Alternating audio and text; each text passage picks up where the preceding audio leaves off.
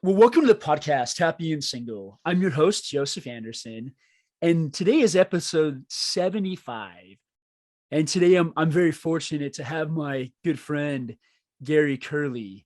He's a realtor in Missouri.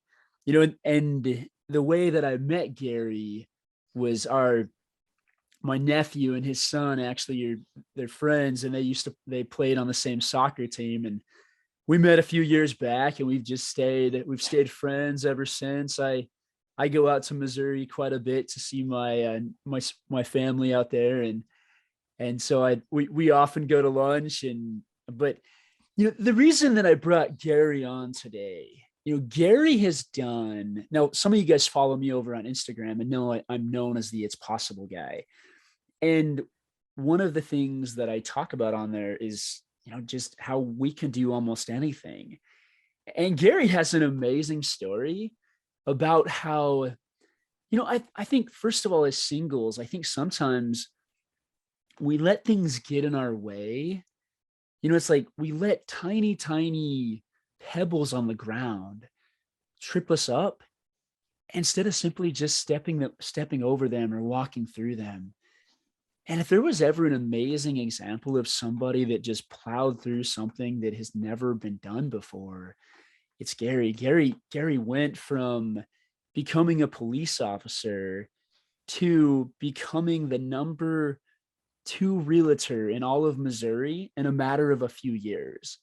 And so that was the original reason I kind of brought him on here. We have so much fun talking, and I learned so much from him. So with that, the little introduction I gave to Gary, I'm going to let him introduce himself a bit and say a little bit about what he wants. Man, thank you so much, Joseph. It's a pleasure to be on and, a guest on your single podcast. Talk to all you singles today. And so, yeah, I mean, I don't know what else to say, that Joseph just didn't introduce me, but, kind of, he talked about, my story and stuff, and, it can be pretty impactful for some people. I started out as 20 years old, not sure what I was going to do with my life. Man, I barely graduated high school. I cheated off my girlfriend pretty much just to graduate, kind of, I don't know if other people do this, but I'm like 18, had no plans to go to college. I'm like definitely out of the picture.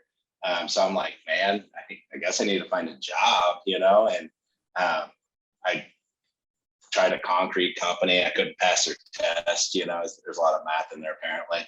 And so I was like, man, I landed in a factory, and I worked, odd shifts, people that didn't really speak the same language I spoke, and not really sure what I was doing with my life. And I always knew I wanted to be a police officer. It's just kind of in my blood. And, but I get comfortable. I hate change. So my personality type, like once I get comfortable with something, I'll stick with it forever. Well, I got laid off. And at that point, I'm like, man, I'm 20. What do I do with my life? So I forced myself to kind of go to the police academy and or walk into the police academy and like, hey, like I want to be a police officer. What do I do? And they're like, it starts tomorrow. Luckily, it didn't give me a lot of time to think about it, or I probably would have backed out. Because it was scary, 20 years old, wasn't sure, how to navigate life or what, got a job. I was a detective for 13 of my 15-year career. I was a crimes against children's detective. I needed a change from that. And man, to be honest and frank, the department didn't back me up on that. They did not want me to change fields. They're like, you're our guy. But I know it's something inside me. I just couldn't do it anymore. So I was like, I'm going to get another job. And they're like, you've only been a cop, and that sticks with me. Yeah. Even today. And I was like, man, you're right. I've only been a cop my whole adult life, pretty much. Very successful career as a lead detective. I trained other crimes against children's detectives in our area. And I was like, yeah, I guess that's all I really know how to do. So my daughter was playing basketball one day. We're sitting down, and we're exchanging work stories with some other guy. I'm helping him envelopes. And he's like, have you ever thought about being a realtor? And I'm like, I don't even know what that means, really. I had a house, but I didn't really know what it entailed. It's like, man, I'm just a cop. And he's like, if you can do that, you can do anything. And I was like, wow, you're right. Like, I didn't know if I believed it at the time. Went into real estate school, got my real estate license. My goal for my first year was to sell 2 houses because I was still a detective. I kept that job for 2 years. My goal was to sell 2 houses my first year, so that covered my overtime. I didn't have to work overtime anymore. I sold 51 houses my first year in real estate, so I actually made 3 to 4 times my income when I got out. And so the reason I got out is I just freedom. I couldn't do that job anymore emotionally. I didn't want to wear a tie anymore. I didn't want to ask for permission to have a day off, to take a road trip, to jump on a plane. I was tired of being told to wear short sleeves, long sleeves, there's no control over life. I loved what I did, but they kind of ruined it for me. And I needed to get my soul back a little bit because, I was pretty damaged at that point. I was the most toxic individual you'd ever be around. I was sick of myself. Just driving into work every day, I was nauseous. By the time I got probably 5 miles from my job, I just couldn't take it anymore. So I quit, and scariest thing I've ever done. I cried all the way home, my last day, thinking I made a huge mistake. I need to turn around. And then that next month, I made twice as much in that month that I made in a whole year being at the police department. And I said, man, I can do it. If I don't sell another house for 2 years, I'm still going to make more than what I make there, in a whole year. So in 2019, I started my journey. I sold quite a few houses the first 2 years, but my business really took off when I became full-time and started treating my business, or I guess my job as a business. And in 2020, I became the number 2 realtor in the entire state with just 4 years of experience. And pretty incredible. I sold 125 houses as an individual agent. And I knew, that at that point I needed a change. I was working a lot of hours. Still didn't work as hard as I used to work as a detective. So, I was used to hard work. I like hard work. Nobody will ever outwork me, I promise that. But I needed a change. I needed a balance for me, my family.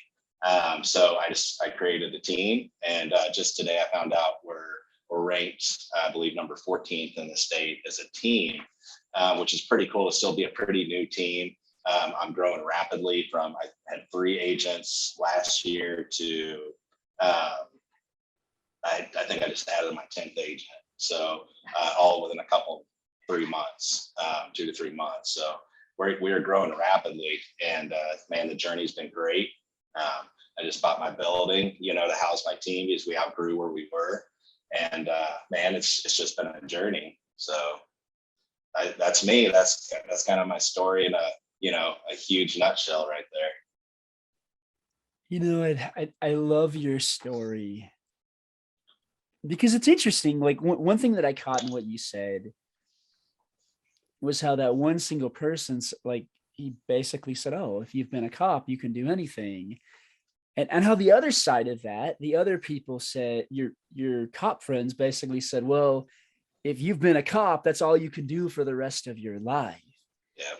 And how so often people want to put us in these boxes. And a lot of times it's even people we feel are close to us. It's our family, it's our colleagues, it's our coworkers. And it doesn't matter the reason they do it.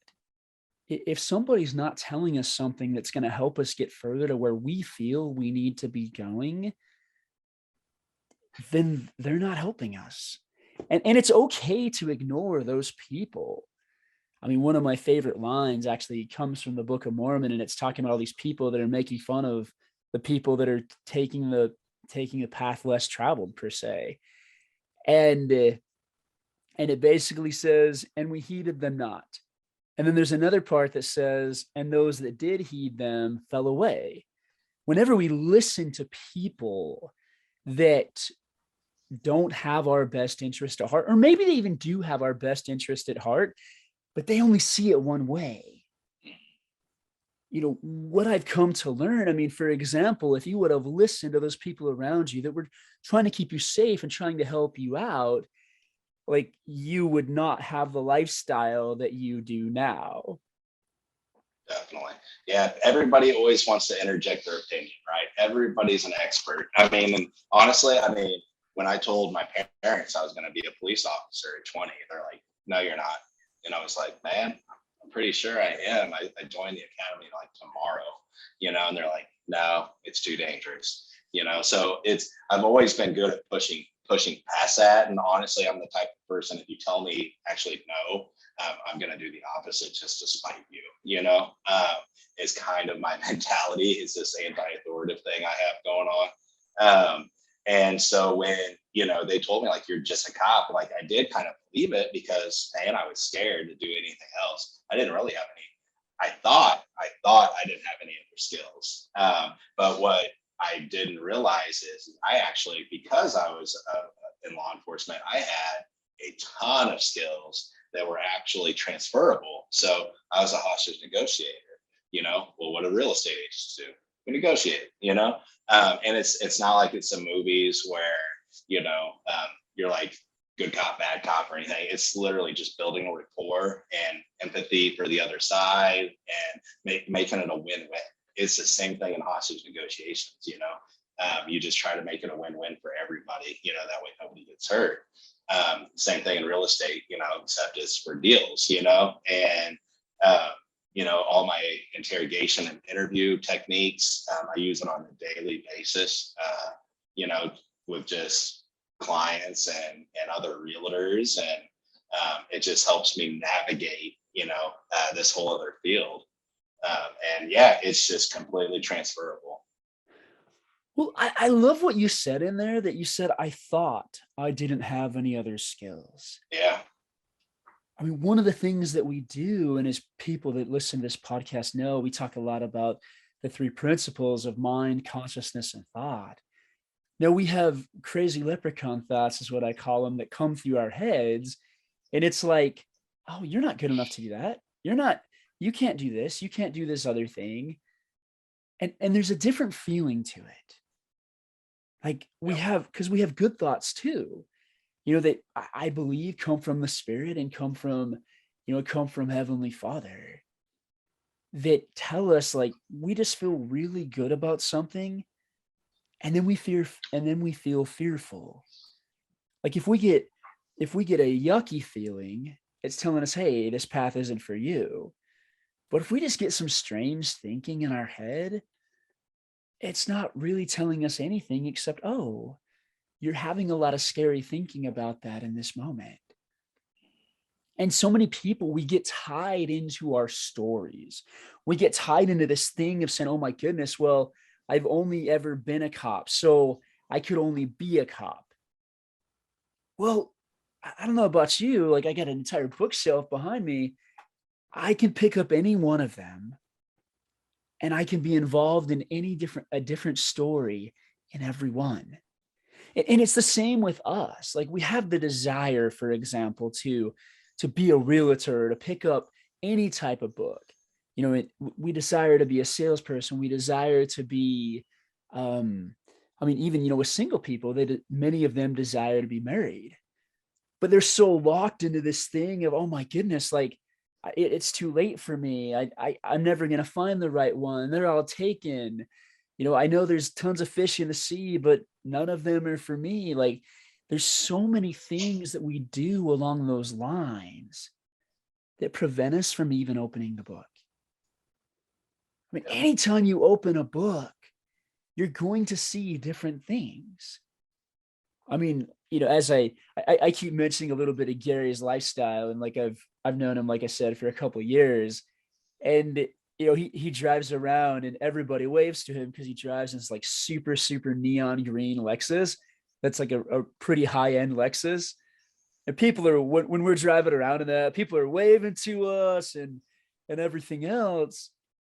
And the interesting thing, I want to come back on thought and tie this in. And me and Gary have had countless conversations, so hopefully he doesn't mind if I bring some of this stuff up. But one of the things he shared with me is that he really struggled with social anxiety. And so what he did, he went out and bought like a really, really, really nice car. So guess what?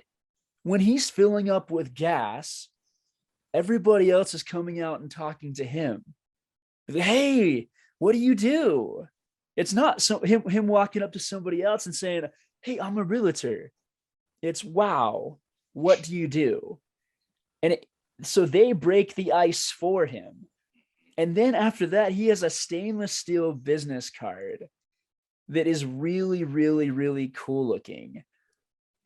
And then he hands him that. Now, these are the business cards. Like, I throw plenty of business cards away. His is still in my desk because you just don't throw away a stainless steel business card. Like, we have so much thinking about why we can't do what we think we want to do that we don't even take the step. I mean, it's interesting. One of the things that I started doing is I've wanted to be a songwriter for years, and I've written a few songs. But one of the things we actually did is this lady is like, hey, do you want to collaborate? And I didn't know this lady at all, right? And I'm like, okay, why not? Like, let's see what happens. Let's say yes, and let's see what happens. Well, we had a songwriting session. We actually started to come up. I mean, we spent probably 3.5 hours yesterday working on the song. And the funny part about it, the idea of the song, it actually started out as like super cheesy. And then it's like, wait, there's something here. Okay, there's something here. There's something here. There's something here. And now I'm really excited to work on that. But we don't even open the book. Oh, I really want to, I really want to go out with the person of my dreams. Well, have you even said hi? Have you smiled?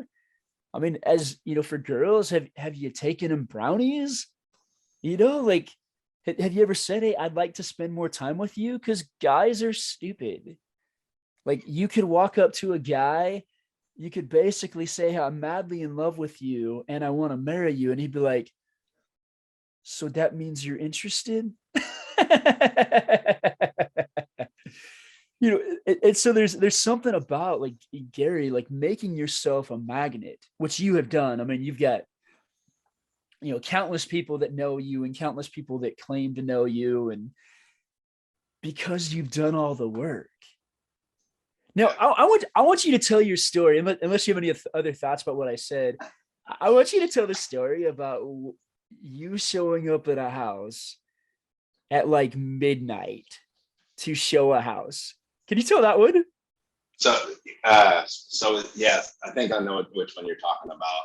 So man, I always pride myself in, like, nobody will ever outwork me. And so I'm laying in bed one night. It was like probably, I don't know, 9 o'clock or so. I get a message from a client that's like, hey, I want to see this house, and it's a fast market. So I knew, and that was actually when I still worked, as a detective the next day. So I'm like, man, I won't be able to show them again until tomorrow evening. So I'm like, man, as long as you don't care how I'm dressed, like, I'll go show it. And so I drove north about 40 minutes to show this house. I was in, my pajama pants and t-shirt, and they loved the house. They weren't pre-approved yet. So I called my lender and woke her up and was like, hey, we got somebody, wanting to buy a house here.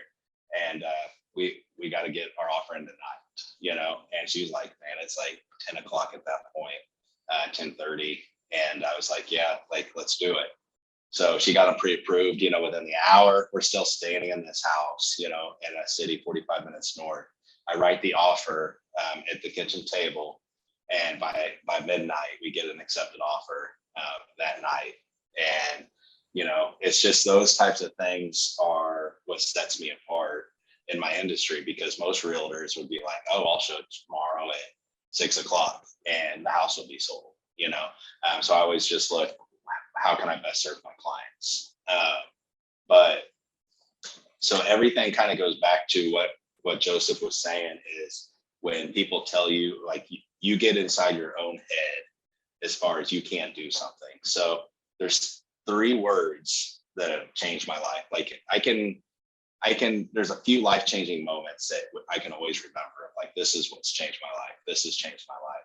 There's 3 words. I was running on a treadmill about 4 years ago, and I was still a realtor. I was successful, but I always felt like I was kind of capped out. Like, yeah, I'm doing good. I'm not sensational. I'm running on the treadmill, and you get that runner's high, just all the thoughts and emotions start flooding in. And I start thinking about, like, maybe some of the top people in my industry. I'm like, man, what are they doing that I'm not? Like, how did they get there? How are they multimillionaires? And I'm not. And then I just started thinking, and I'm like, man, I deserve that. Like, why not me? Those 3 words changed the trajectory of my life. And it's kind of, every time that I sit down with people now, and I'm like, who is the most successful person you know? You don't have to know them personally. They could be on TV or whatever, and somebody, they usually put out some celebrity or whatnot. And I was like, what separates them from you? And there's really nothing, it's except maybe mindset. And that's something that we can work on ourselves. And so anytime that I'm going for something, so my goal now on my team is to be the #1 team in the world within 5 years. And I'm just like, why not me? Most people would be like, that is just so unattainable. Why do you want to do that? And I'm like, why not me? And so I always go back to you and your audience, and when you're saying, like, man, why can't I can't have that person, I'm too old to date, or maybe I'm not, pretty enough or smart enough to have the perfect partner. And you just have to say back to yourself, why not me? And so I say, why not you? You deserve everything that anybody else has. You just have to shift your mindset to that positive thinking, and you can literally be anything that you want to be. I know that sounded like an Army commercial, but it's true. I mean, they're the first ones that got it started off, be all you can be, but all that you can be in the Army.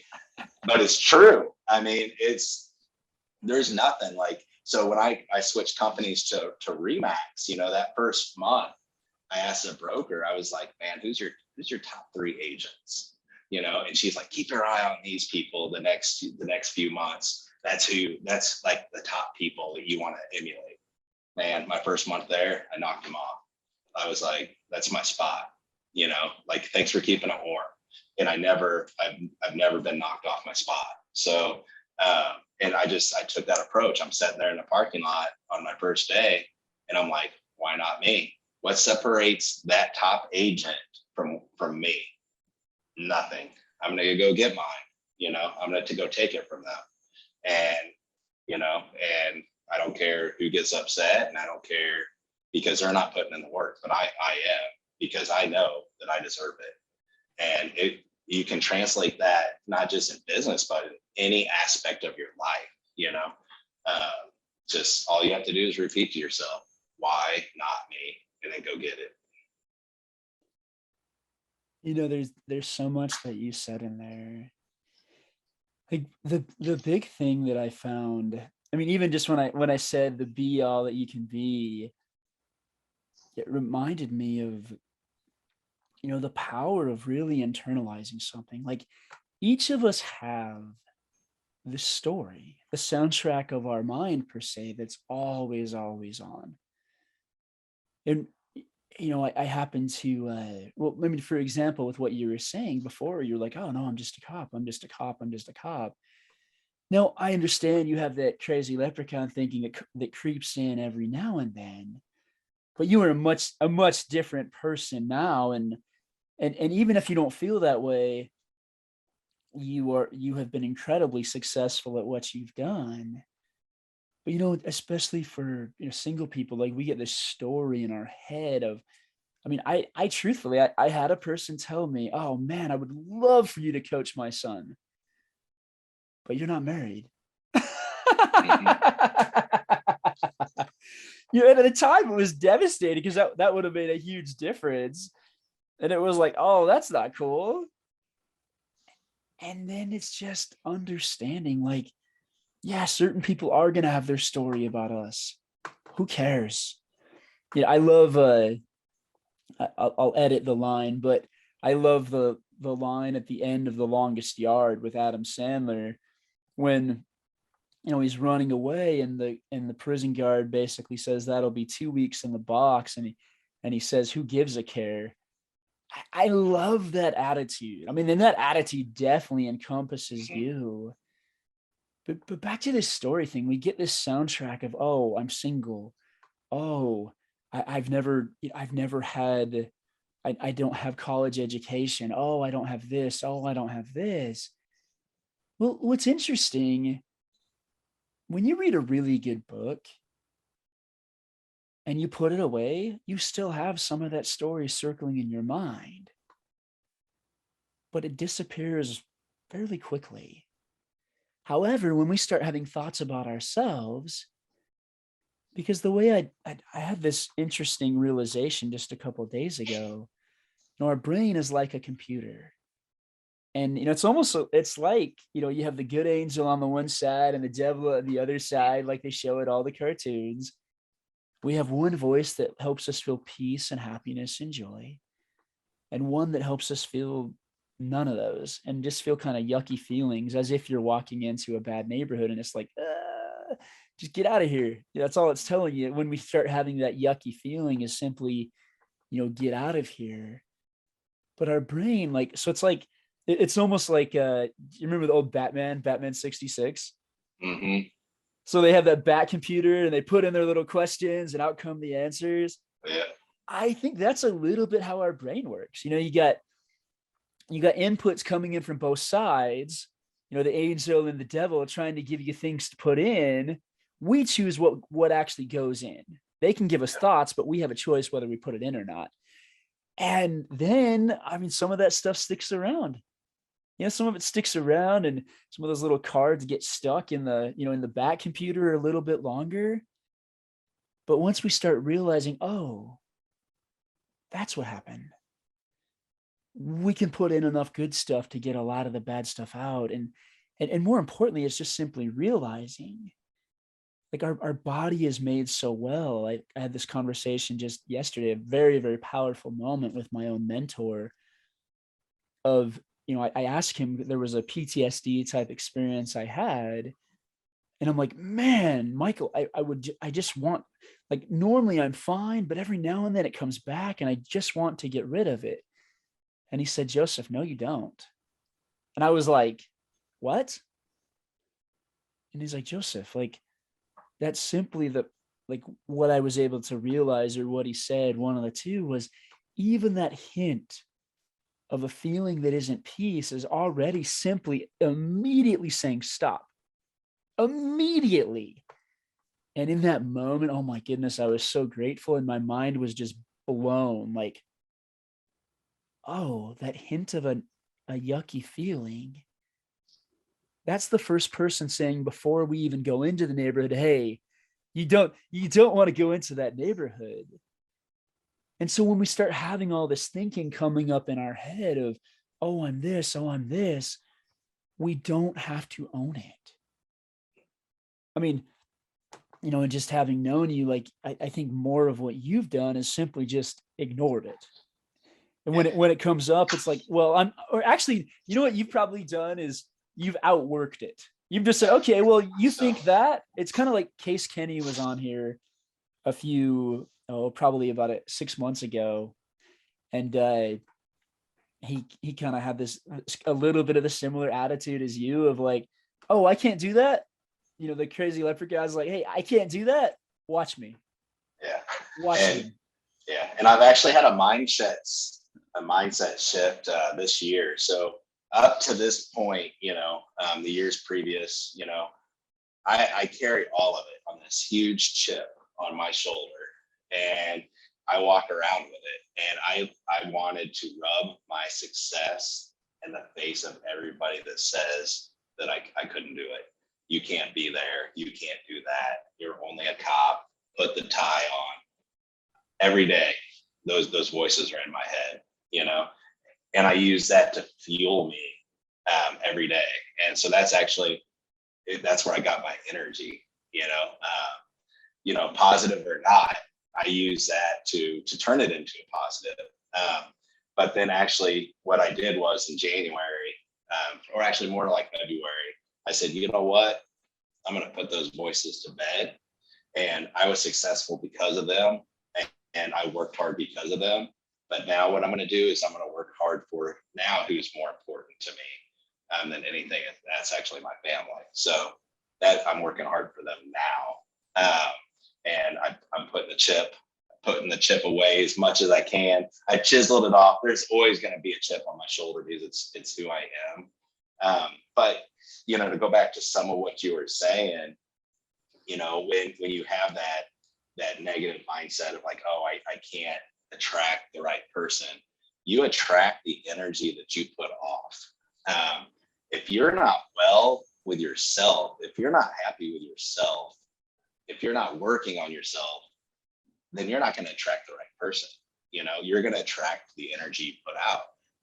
If you go around just speaking negatively upon yourself, you're going to create a partner that's going to speak negatively to you. And you're going to end up in an abusive relationship.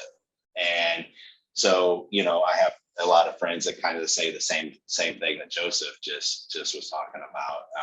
Man, I'm 30, I'm 35. I don't deserve. It's like they're speaking, and you can hear it. Like, I don't deserve better, than what I don't deserve a partner that actually works and provides for me and my family. I don't deserve somebody to be there and pamper me, essentially. But that's the energy they put on. So they attract the same person.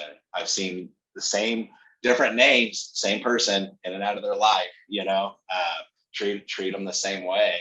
And it hinders them, and it hinders their ability to be who they are. And until they work on themselves, they're never going to attract the right partner. So you have to work on yourself. You have to say positive things to you. You have to get into a spot where you don't really need anybody. You're doing fine. You're rocking it out. You're successful. You're killing it. You're 10x in life. And then you'll attract that 10x spouse who comes in and takes care of you. As you were talking and sharing your story, specifically the part about the chip and having used these voices to propel you. I was even thinking, because there's so many people that we do that. It's like, we've all seen that talk show where this gorgeous girl comes on and she's like, and then she brings on the people that were mean to her, and it's like, look at me now. You can't have me no matter how bad you want me. You treated me horribly. And what's interesting about that is, because I even high school and junior high and all the school years were not the most favorable of my life by any means. And at the same time, I truly understand now that, as the philosopher Sydney Banks says, everybody's doing the best they know how, given their thinking in that moment. And I think when we start seeing that and understanding, there is something about, like, part of us sometimes wants to be happy for people around us. But I think the real question we're asking is, well, when is it my turn? When your cop friends and other people around you see you moving forward in your life and now having an incredibly different life, and not really being held back by anything, there probably is a part of them like, oh, I should have done that. Or, when is it my turn? And I think sometimes when we just allow ourselves to really see everything with a state of gratitude and even love, like even just love of just, like we know so certainly who we are that other people's words just don't matter, and we're there and we listen to what they say. And sometimes even listening to somebody that, because everybody deals with people that are, kind of talking trash to them. When we just stop and not worry about what they're saying and just understand it's not coming from them, it's coming from whatever they're feeling in that moment. Like it's like the person that, cuts us off, or the person that does anything like that. And everybody, especially today with the world in a bit more chaos than it was before, everybody's just trying to barely hang on. And I think there is something about just extending a lot more understanding, and kindness to the people around us. Now, sometimes I do, and sometimes I don't. There's been plenty of times I do, and there's other times, like I got fouled when I was playing basketball a couple weeks ago, but a guy fouled, he grabbed me in the air, which you just don't do in basketball. And I turned around and I said something to him like, okay, so what? I don't like I didn't, wish harm or hurtful things on his family or anything of that nature. So I think there's something to like understand that everybody else is human, and also of just allowing ourselves to, like you talked about with even your family, the idea that's been on my mind lately is this straight and narrow path. Like you have genuinely taken a straight and narrow path towards your goals. And was it 4 years or 5 years that you became the number 2 realtor? 4 years. So yeah, So I'm just on my 5th year now. so in 4 years, you became the number 2 realtor in all of the state of Missouri. Like, that's amazing. But you knew your goal. And I think so often, especially with single people. Now, remind me, how old were you when you got married? I was, oh gosh, 20. You were 20. Okay, so you were, because I remember I part was of that just a kid. story. Uh-huh. But but yeah, so like with a lot of single people, because they want to be married so bad, Yeah. they don't take the time they have now as a gift to focus on their goals. Yeah. And I mean, you have been just such an amazing example of saying, like, go forward, go forward, go forward. I know you're a pretty decent Grant Cardone fan of the 10X rule. 10X.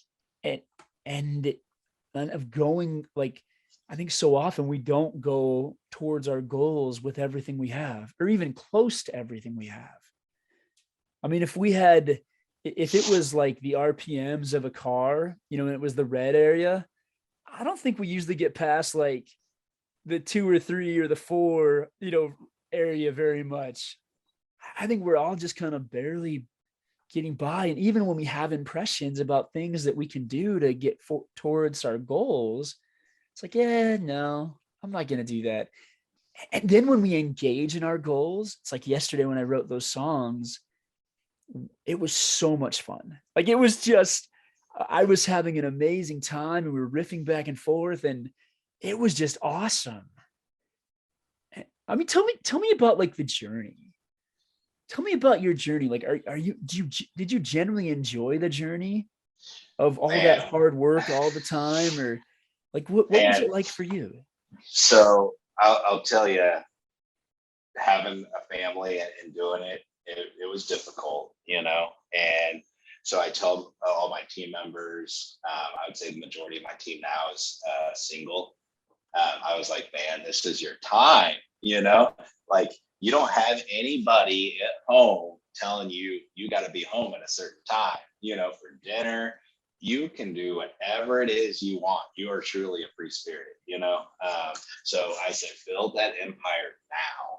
and I was blessed that I found my wife, at a young age. We've been together, gosh, since we were 14. So we've built this kind of empire together, Take a few minutes and tell us your story. I just uh, want to hear it. I think that gives people hope. Even though they man, find I them when they're mean, 14, they can find them when they're 30 or 40 or 50 or yeah, whatever. I It's still a mean, story.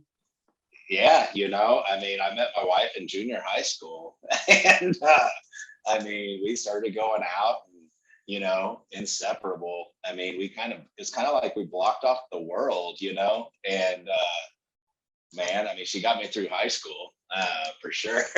She's way smarter than me. So we've been together ever since, and we have 2 kids. And so I started a whole new career, having 2 kids and a wife at home. And I'm like, what am I doing? And like, this is nuts, and working on 100% commission only job when I have a family to support, man, probably, you know, I guess it turned out to be a smart thing to do, but definitely not the safe thing to do. Luckily, like, my wife's very supportive of me and kind of just goes along with whatever crazy, silly ideas I have, and I always have plenty. Um, and so we've just, now we're fortunate enough, she was able to step away from the job that, she was doing to focus on whatever it is, that her dreams kind of lead her to. And, she's still working through that, trying to find out what's going to make her happy, and still make sense for a family. But for the singles, I'm like, man, like, you don't have to have the balance. You can 10x that, you can 20x that, and because it was really hard balancing, not seeing my family for that first 2 years. I mean, I worked 40, 60 hours as a detective. I mean, working the most horrific crime scenes that you could think of. And then I'm literally leaving a homicide, to go show a house. I mean, literally within the same 30 minutes. And so I had to switch gears from homicide detective to realtor, and it was hard. And, getting home at midnight sometimes and have to wake up and be back at work, to do the detective thing. And I don't know how many hours I put in, but then trying to balance that. So I always kind of go back, and I think it's Dave Ramsey quote of, if you live like no one else, you live like no one else now, so you can live like, no one else later. And it's something similar to that, where basically you have to put in the time and effort to get where you want to be. You got to know what your why is. I have a very strong why. It's to change my family dynamics. I don't want my kids to grow up the same way I grew up. I want, everybody, I feel like, just would have that one goal. Like, when they do we find somebody and start a family, there's one goal, of, you should just make sure that your children's lives are better than yours, and I feel like that would solve so many problems in this world. Because that's my goal, is my kids' lives are going to be better than mine. And I hope that they feel the same, no matter how good their life is, make your kids' lives better, and that's how you build a legacy. And that's what I want to be remembered for. But kind of go back to, like, what people say to you, and you have to show people how to treat yourself. The more successful I got, the more people wanted to throw arrows at me. The more, real estate is a very cutthroat business. I operate a lot differently than that. I'm a very much, there's so much an abundance of business out here. I actually competition on that daily basis, because it's going to make me better. And I know they'll never beat me. They will still never outwork me. They will push me to go even harder, grind even harder. But I always joke, at the office, if I had a body cam on for a week, like, people would be horrified at what people say to me.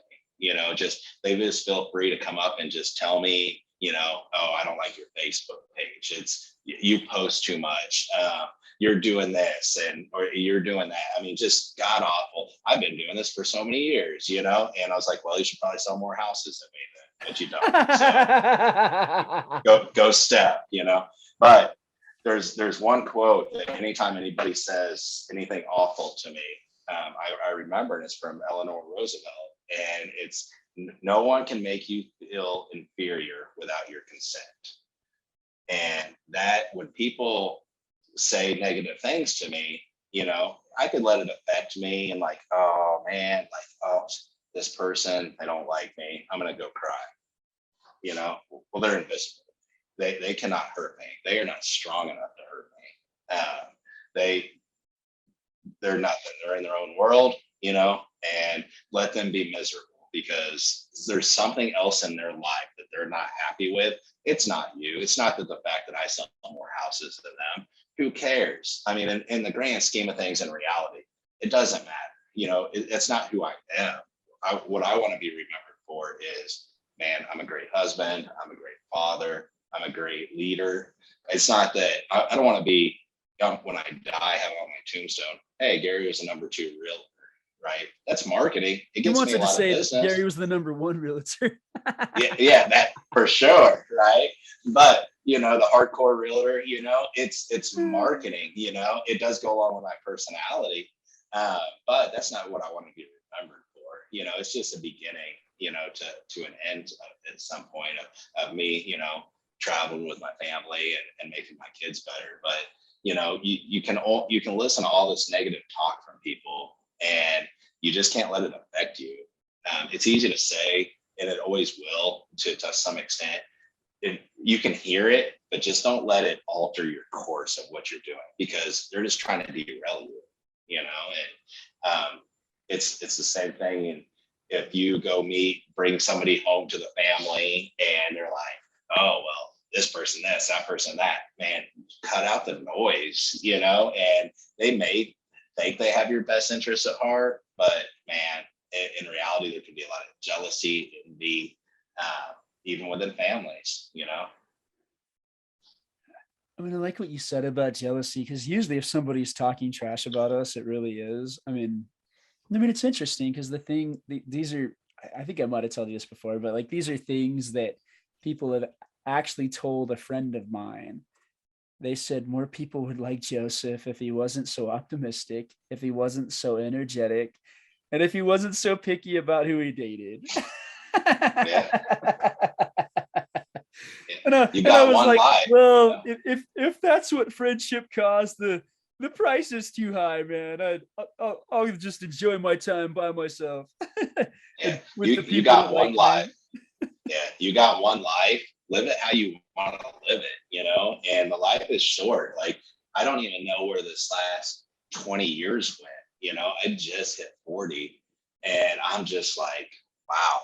Like, I mean, 2 kids, 2 careers at the top of my field. Like, man, this is crazy, but even the biggest part of it's just been the last 5 years, but yeah, it goes quick. But you have one life. The way I decided, I'm going to live it the way I want to live it, not the way any boss wants me to live it, not the way anybody, any family member. It's ours. There's a really cool song by Pink that's called All I Know So Far. And in there, she says, I wish I would have known that my life was mine to choose. And keep in mind, I mean, she's writing a song probably for, regular people, but even her life, there's probably been things that she's felt forced to do or hasn't done, or things like that. And the other thing that you said was,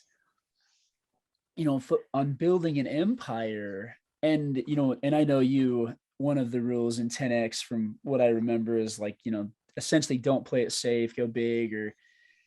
And there's a quote that I have actually on my vision board. Yes, I have a vision board, and it's awesome. That says, don't you dare play it safe. And it was actually a bumper sticker that was tagged on to a trunk. I think it was on Luke Combs' set or something like that. And I just thought that was so cool. It's such a great reminder And back to we don't even have, like, people think they have to go through, okay, well, I have all these limiting beliefs about, what people think, or why do I care so much what they think. It doesn't matter. I find if I played a CD over and over and over, I mean, it's the small world at Disneyland effect, over and over and over, that's going to be going through my head. One of the things that I actually encourage people to do, especially, well, one of my clients do especially, is to write their life story a year from today, exactly where they want to be, but in their wildest dreams. And then what I've done personally is I recorded mine, and just a day ago or so, I just started playing it. Like, I have a repeat track that just keeps going and going and going and going. And if I'm even just walking around the house, I will turn the speakers up and I will just play that. Well, what happens eventually, the same way as that whole be all that you can be thing, that becomes your story. If I've heard something so many times, my mind, or which, I don't know how much that works, but like, is going to it's going to start thinking, okay, well, you talked about this. Well, you talked about this. You talked about this. And those things are going to begin to happen. And the beginning of it says, like, this last year, things basically began to happen in my life as if by magic. Because we're taking what's our formless ideas, and then we're putting them on paper in somewhat of form. And then as we do that, and as we internalize that, and as they become a bigger part of ourselves, we start noticing things that we've never noticed before. It's the effect of, the overused analogy of seeing a car that on the road that you now own, or that you went and test drove. Oh yeah. Well, if we plant so firmly in our head our vision, but then also when the little nudges come from the inner voice, that still small voice of the spirit that just said, hey, go do this, go do this, we actually have to do it. And I'm curious, did you have any type of vision when you started out, or did you just start I, plowing forward and see what happened? I know everybody kind of man, thinks differently, so I'm curious. yeah. So the first couple of years, I didn't really have a vision. I didn't have time to have a vision or think, Um, I'm going to sell as many houses as I can this year. I'm going to sell as many houses as I can. I didn't know what it meant. I didn't know how I was going to do it. I am very much a fly by the seat of my pants guy, anyways. I'm never one.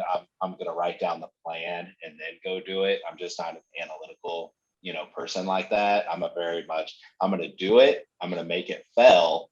I'm going to fix it, and I'm going to redo it. And so that is actually how I built my business. Is I went and went and went until I failed, and I'm like, okay, I can't do it anymore, and I adjusted it.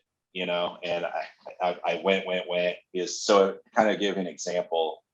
I used to steadily sell 10 houses a month, and I was like, man, I just don't That's know. amazing in real estate, guys. In case anyone doesn't know real estate, selling 10 houses Yeah.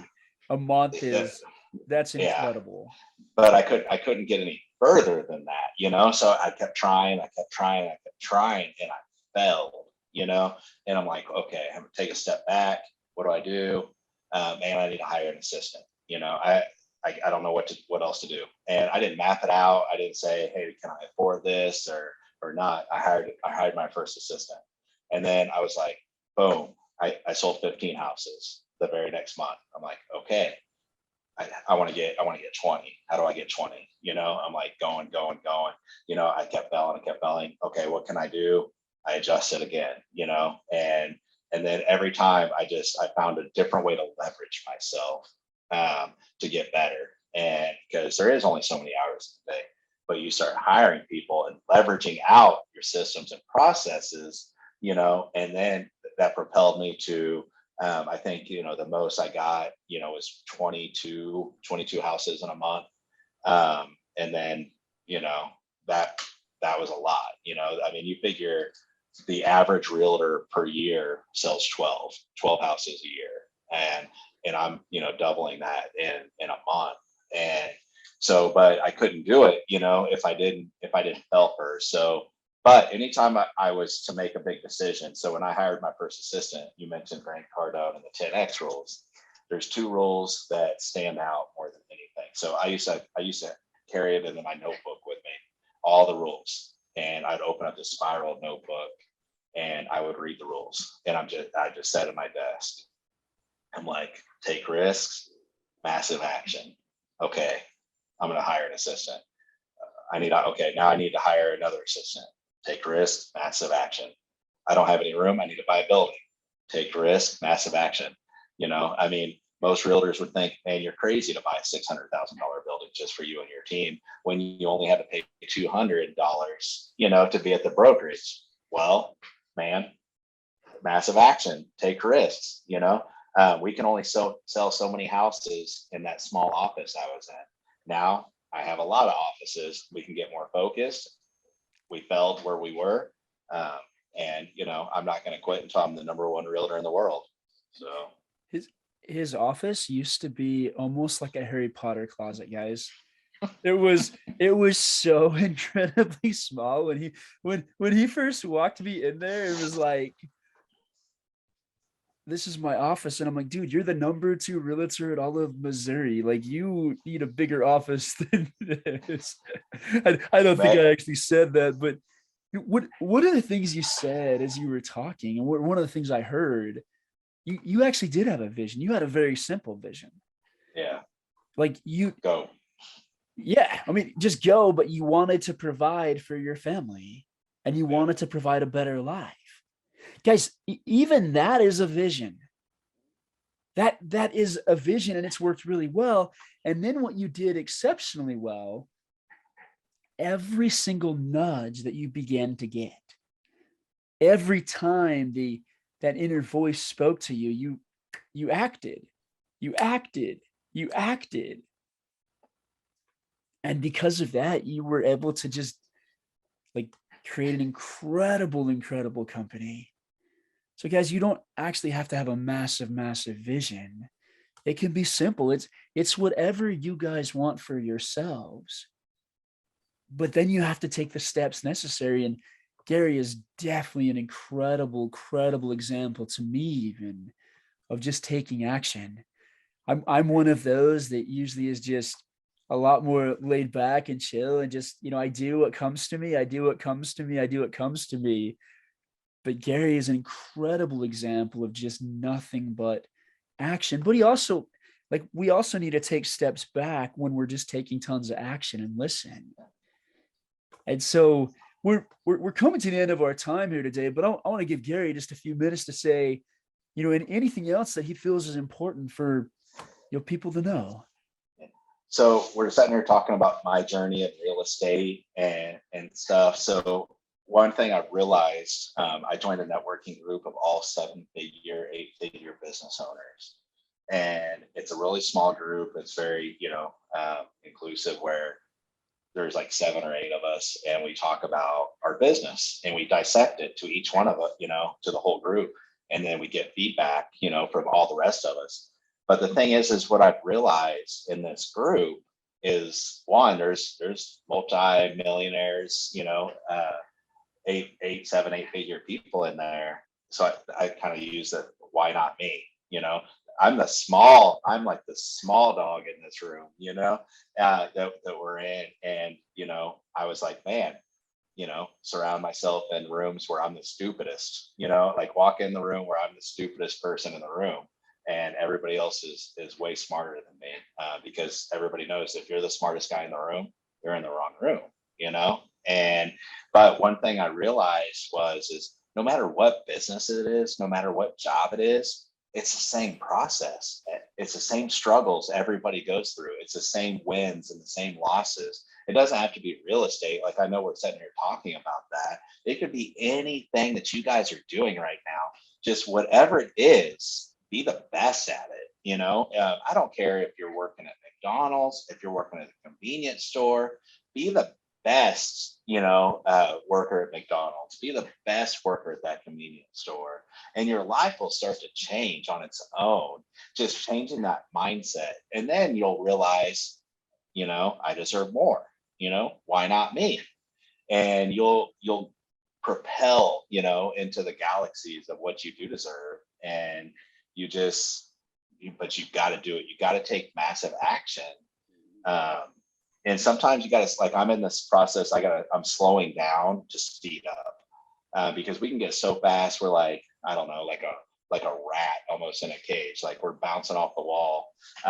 And so I added all these agents. So I had to slow down my production so I can train all these people so we can speed up, and yeah, we took a hit, for a month or two, but we're going to be better off for it. So sometimes you just got to take a step back, what you're doing, manifest what you're wanting, like me, I'm number one realtor in the world in 5 years. If I keep saying that, I have no doubt it's going to come true.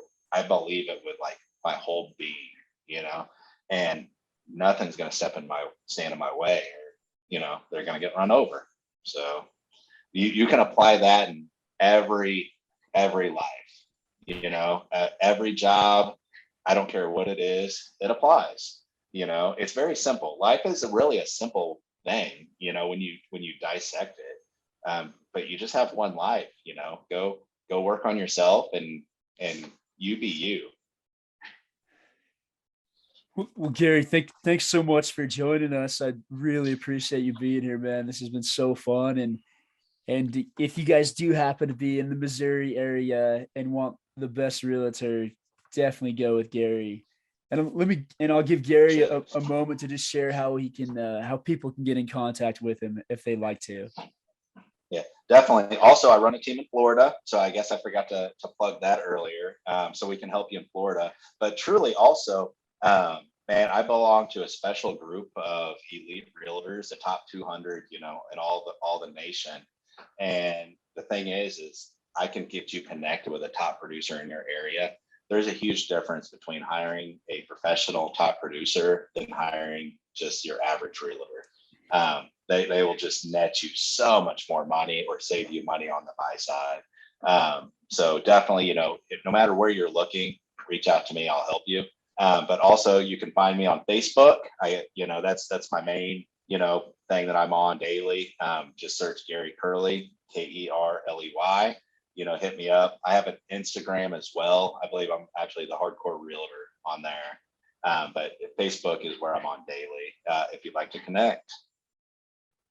Well, thanks again, Gary. It's been great having you on, man. Hey, thank you.